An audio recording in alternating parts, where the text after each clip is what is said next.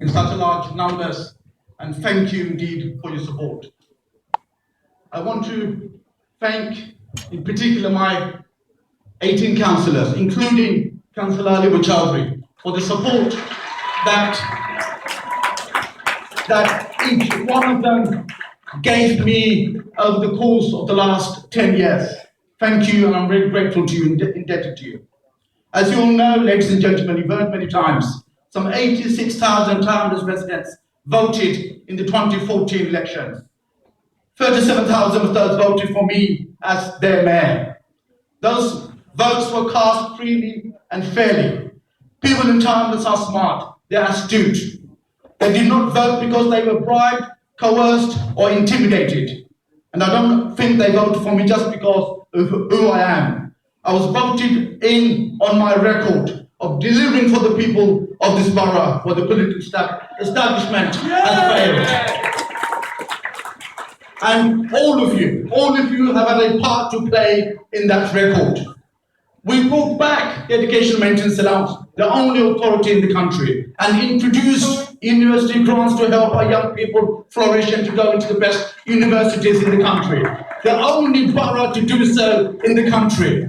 We brought free school meals to our primary school people, some 25,000 youngsters. And I stopped all 0-hour contracts in the council before Ed Miliband even thought about it. And we applaud blacklisting and made us the first London living wage council in the country. Tower Hamlets, ladies and gentlemen, built the most affordable and social housing of any London borough. And we have free home care. We have free home care for the elderly, again, anywhere in the country. £10 million has been invested in our youth services and subsidies for those hit by the hated bedroom tax. And while working to make people's day-to-day lives better, I stood up on the wider issues, arguing against cuts and the war. And I'm very proud that our record, most of all, I'm proud that the residents of Tower Hamlets looked at the record and decided it was worth giving me and my administration a second chance in May 2014.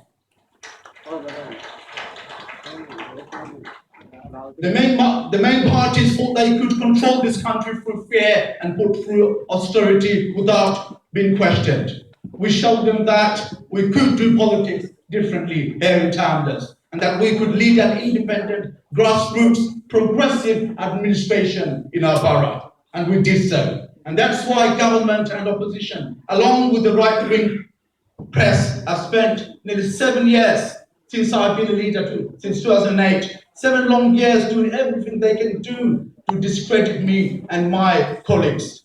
They closed ranks and they went through the years inventing scandal after smear story until they had created a national story out of thin air.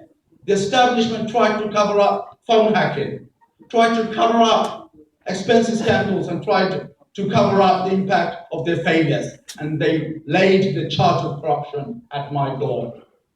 They still could not win at the ballot box.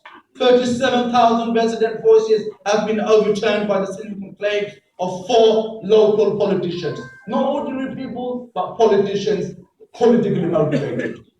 I still cannot believe that this has happened in one of the world's oldest democracies. The judgment's treatment of this borough and the assumptions it makes about us, including our Bengali Muslim residents, shows how out of touch they are. Across faiths and backgrounds, people who want the same for themselves: a decent home, a secure home, a good education, a future for the families, a fair chance in life, and help with times when they are tough.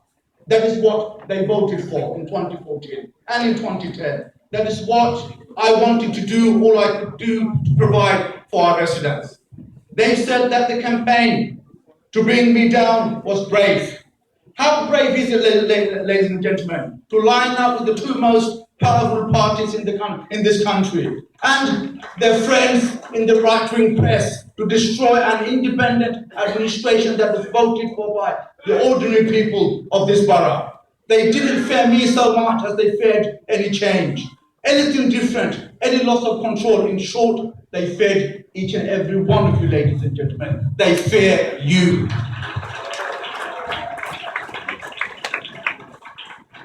People are still crying out for change.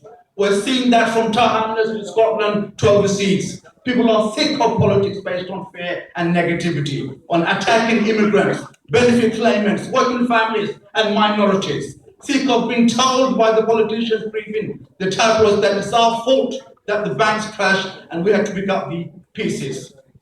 And in the end, the actions are very pickles. And the text of this judgment are a sign of the establishment's weakness more than its strength. Because they can no longer intimidate people into voting for them, while the lie that is with the lie that there is no alternative but chaos. Many of you know that I was falsely accused of election fraud in 2010 by rivals in the Labour Party and in the Conservative Party. Then I challenged the result to ensure my voice was heard, but also to ensure that the voices of my opponents were heard and that democracy ran its course in the Tower Hamlets Labour Party rather than decisions being imposed on us from Westminster. I'm exploring the possibility of a legal challenge to the judgment. And because of that, I don't want to talk about the judgment too much today. But I am, as you know, no longer a mayor. But I can tell you this, I may have fallen, but I am not broken, ladies and gentlemen.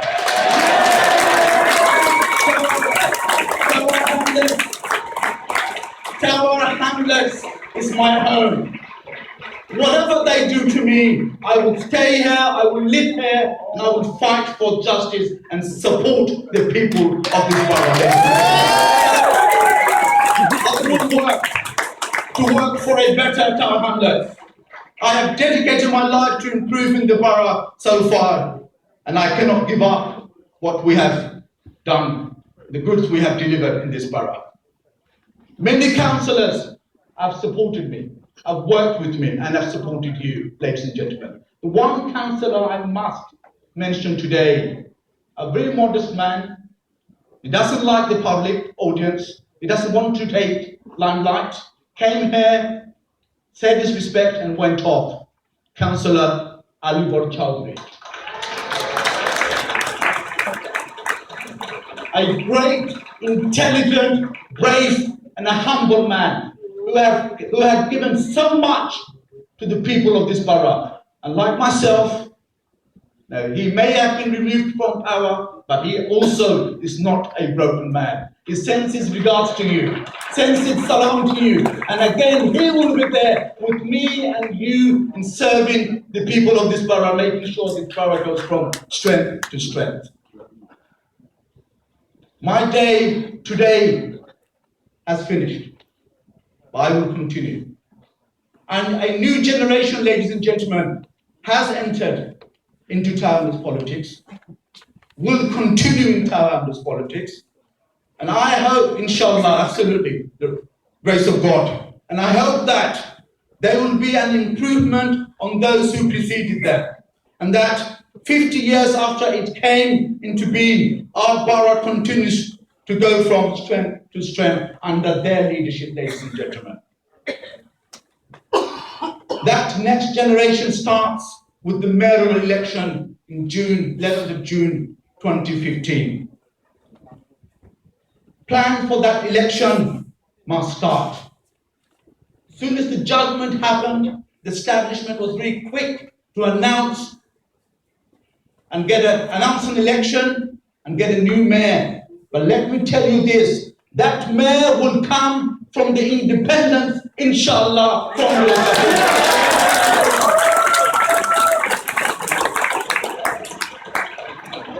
We have been blessed with fantastic councillors.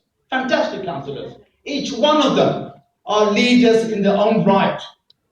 But I must mention 3 particular councillors who have shown an aspiration to lead this borough. my former Deputy Mayor, Councillor Oid Ahmed, a fantastic man. We as brothers set out to be councillors in 2002. We served in various administrations during the course of our journey. From 2010, in 2010, he was one of the 8 councillors who decided to leave Labour to support me as an independent, and I salute him for his courage. He served as my Deputy Mayor for 4 years, and he gave so much to this borough. Another young man that I want to praise, he also has shown an inspiration, an aspiration to run this council as a mayor. My current, well, I'm not a mayor anymore, my then Deputy Mayor, Councillor Lutfur Rahman, who became a councillor in 2004. And since then, he has been courageous, brave, dedicated, and doing his job very well. And I must praise him and salute him for the work that he has done for this borough. Another young lady that I want to praise is Councillor Rabina Khan. One of the eight, like Councillor Lutfur Rahman, who decided to leave the Labour Party, stand for justice, and support you and me in 2010. And I am grateful to her for that support that she gave me during that time. An intelligent woman, a brave woman, who served loyally with her colleagues and me in serving you as my housing league member. She did very well, and I'm very grateful to her for the work that she did in this borough. All 3 of them, ladies and gentlemen, are capable of running this borough, of serving you and leading this borough with dedication. But unfortunately, we only have 1 post for the mayoralty. And what I will say to you is this. At this moment in time, we want to take the fight to Labour. We want to take the fight to the Tories and their impish. We want to take the fight to Mr. John Biggs, who has been on my back for the last 10 years. And we want to defeat Mr. John Biggs to show to the establishment that we can run.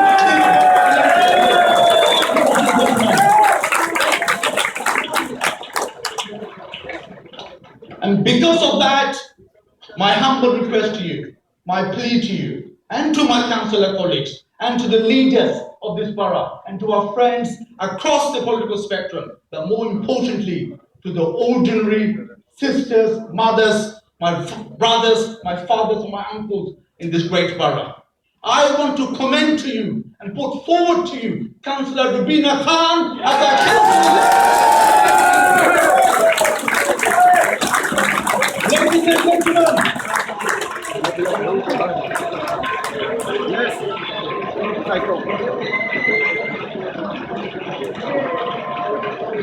Ladies and gentlemen, ladies and gentlemen, if I could please have your attention.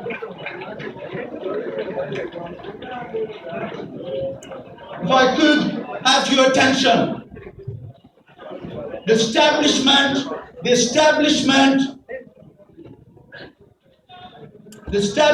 think because of the judgment, we are no more. But let me say this to you. The people of this borough are far more strong.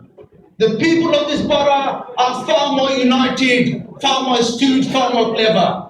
They know who they voted for in 2014. They know who they voted for in 2010. And they will vote for the person of their choice, Councillor Rabina Khan, on the 11th of June, 2020.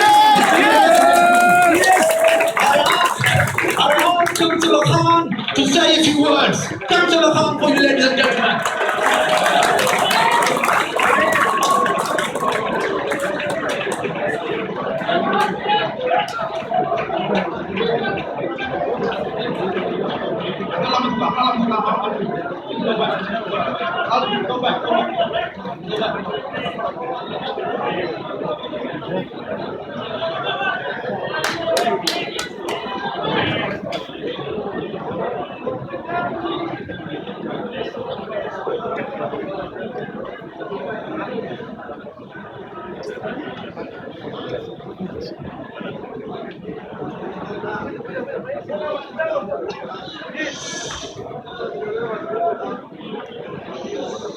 Assalamu alaikum.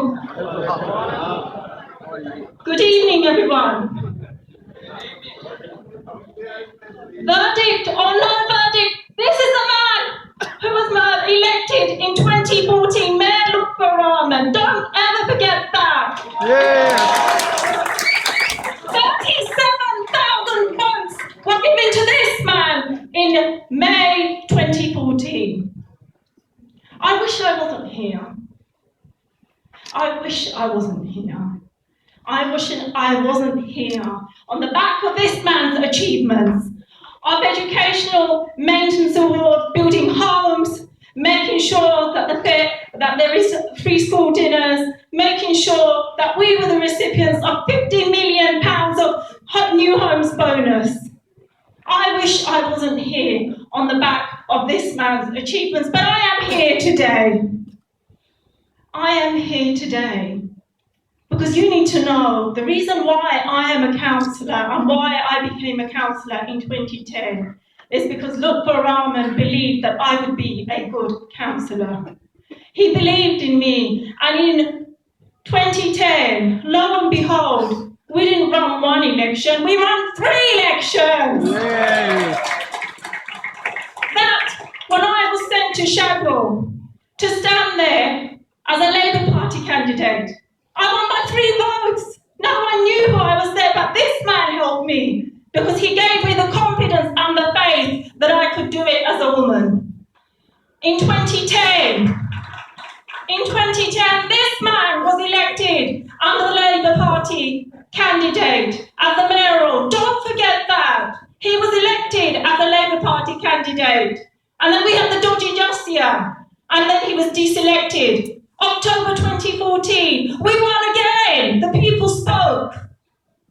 In October 2010, I remember it well, it was a cold day. And you know, for a pregnant woman at that time, it was even colder. And in November, I had my son, and I was proud to have my son 6 weeks later after I supported Lutfur Rahman. In 2014, we stood again.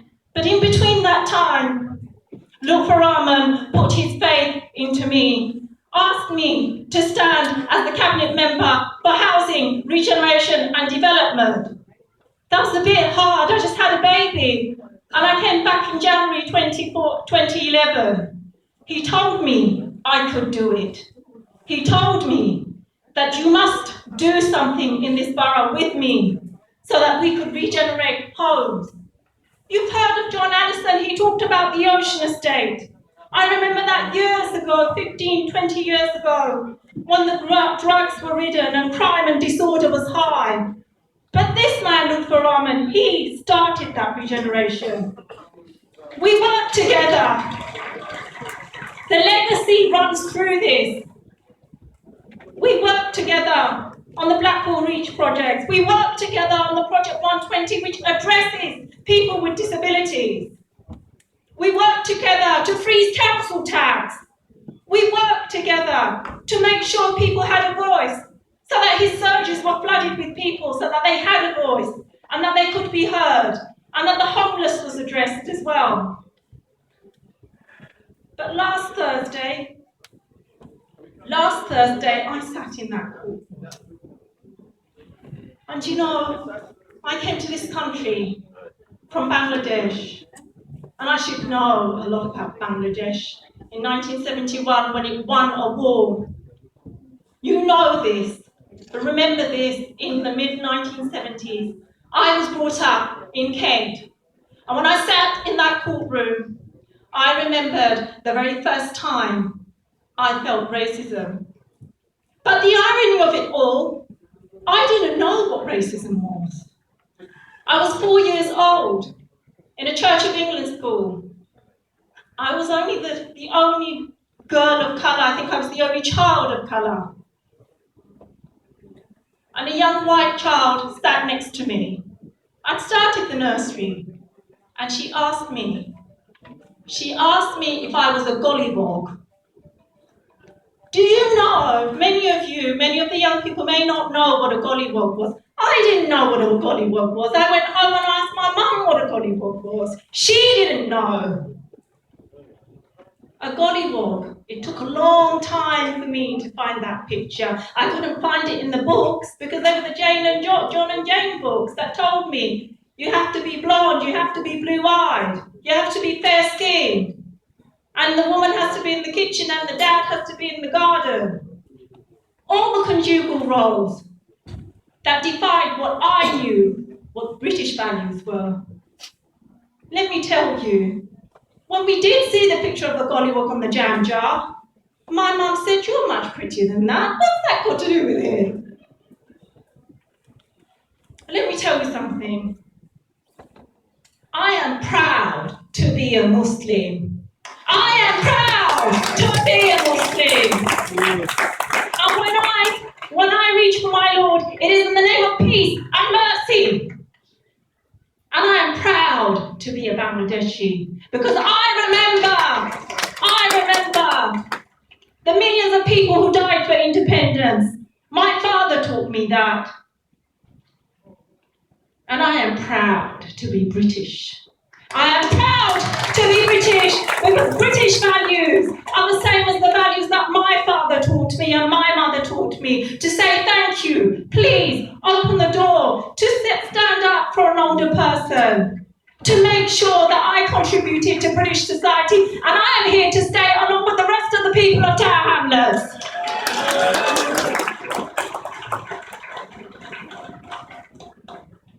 There have many experiences that I have gone through.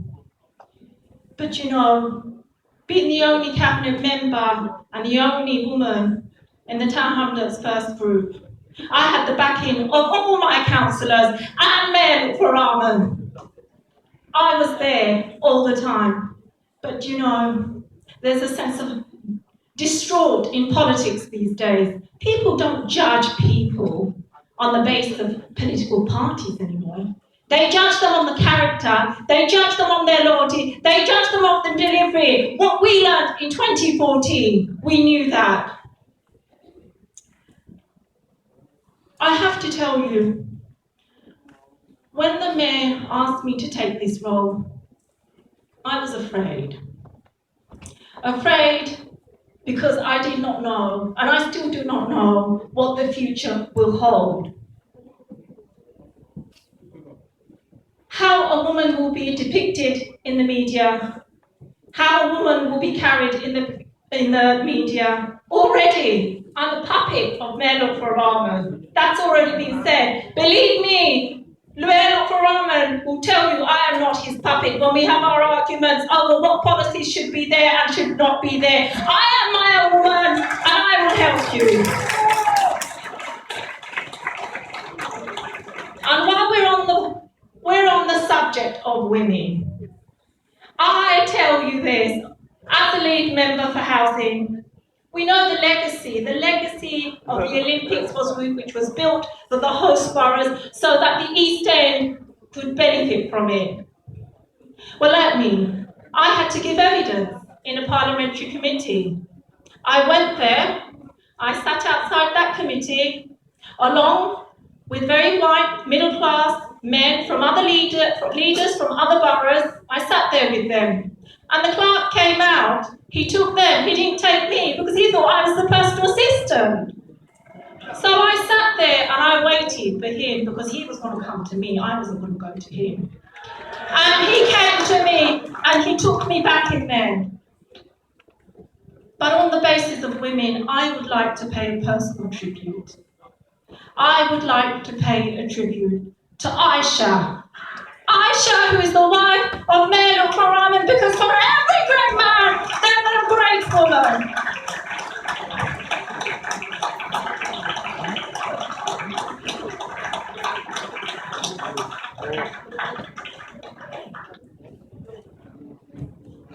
Maya Angelou said, I am no one's victim, and I am no one's victim.